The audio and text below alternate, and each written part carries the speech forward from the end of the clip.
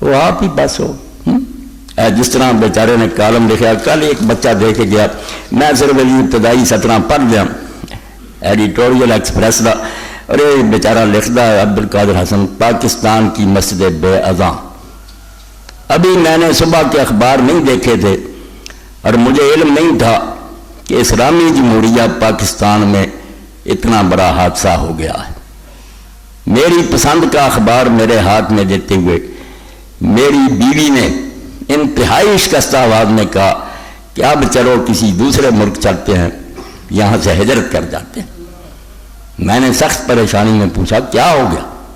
اس کے جواب میں اس نے اخبار کی خبر میرے سامنے کر دی جس میں لکھا تھا کہ ایک کافر مہمان کی آمد پر اس کی خوشامد میں ہمارے حکمران اس قدر دور چلے گئے کہ فیصل مسجد میں بلند آواز سے اذان دینے سے روک دیا, اور نمازیوں کو تتر بتر کرتے ہوئے سیکورٹی والوں نے حکم دیا کہ عصر کی اس نماز میں تاخیر کر دی جائے اور لاؤڈ سپیکر پر اذان بھی نہ دی جائے.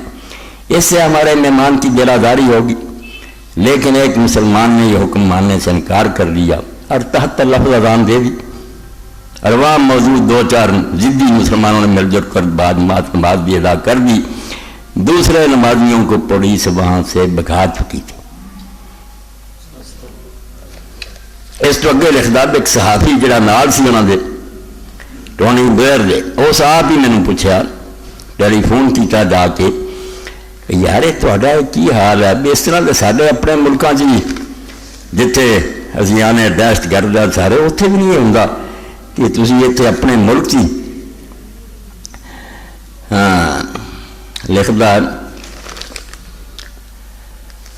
21 نومبر کی صبح نامور صحافی رپورٹر جناب نواز رضا نے اس واقعے کے بارے میں خبر دی. اس خبر کی تصدیق برطانیہ کے ایک صحافی نے بھی کی. یہ صحافی فیصل مسجد میں ہونے والی ساری کارروائی مانیٹر کر رہا تھا.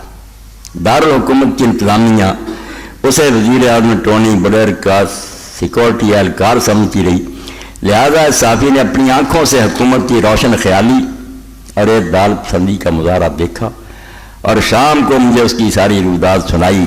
یہ منظر بیان کرنے کے بعد اس نے مجھ سے کہا, غیر مسلم جب اسلامی ممالک کے حکمران یورپ کے چرچوں کا دورہ کرتے ہیں تو ہم وہاں انہیں سیکورٹی فراہم نہیں کرتے, ہم ان کے لیے چرچوں میں موجود زائرین کو باہر نہیں نکالتے.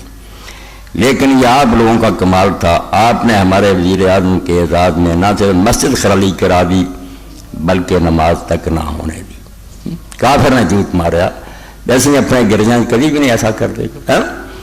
تو آخر جس بیچارے نے قید کا حوالہ دے کے جب یہ چل دی جائے دوسرا کالم ہے کہ اللہ تعالیٰ لاؤ تو بڑا ظالم کون ہے جڑا اللہ دی مسجدہ چوں.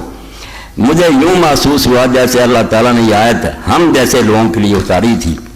اللہ تعالیٰ جانتے تھے پاکستان کے مسلمانوں میں ایک ایسا گروہ آئے گا جو غیر ملکی سربراہان کو خوش کرنے کے لیے مسجدوں کو نمازیوں سے خالی کرا لے گا, جو مؤذن کو اذان اور امام کو امامت سے روک دے گا, جس کی نظر میں دین کی کوئی اہمیت نہیں ہوگی, اور جو شاعر اسلام کا کھلم کھلا مذاق اڑائے گا, جس کے دور میں اذان نماز داڑھی اور ایمان مشکوک ہو جائیں گے, جس کے عہد میں اہل ایمان کو باغیوں اور دہشت گردوں کا نام دیا جائے گا, جس دور میں ہر لادین بے دین اور مغرب پر شخص معدل اور روشن خیال سمجھا جائے گا, اور جس دور میں غیر ملکی مسلمانوں کے مقابلے میں زیادہ مسلمان دکھائی دیں گے. میں نے جون میں اس آیت پر غور کیا, مجھے محسوس ہوا خدا تعالیٰ نے اپنی کتاب میں جن ظالموں کا ذکر کیا تھا وہ لوگ ہمارے گرد موجود ہیں, اور ہم نہ صرف ان کے ہاتھوں پر بیعت کر چکے ہیں بلکہ ان کا ہر ظلم اور ہر زیادتی چپ چاپ سہ رہے ہیں. میں نے محسوس کیا یہ لوگ حقیقتاً اللہ تعالیٰ کے اتنے نافرمان ہیں کہ اللہ تعالیٰ انہیں ظالم کا خطاب دینے پر مجبور ہوگا. پاکستان کی گل کر رہے ہیں, کافر ملک دی نہیں. اس تو شیطان خوش ہے کہ تے حج کر دے پھر تو عمرے کر دے پھر ہے. اگر طواف و حج کا ہنگامہ اگر برپا تو کیا کند ہو کر رہ گئی مومن کی چہ گئے بہن. انہیں لکھاں بندہ اور رائی دے برابر بدل نہیں بھی مسلمانوں میں ویک کے کوئی کام بھی جاوے, یہ انہیں نے روک کر رہ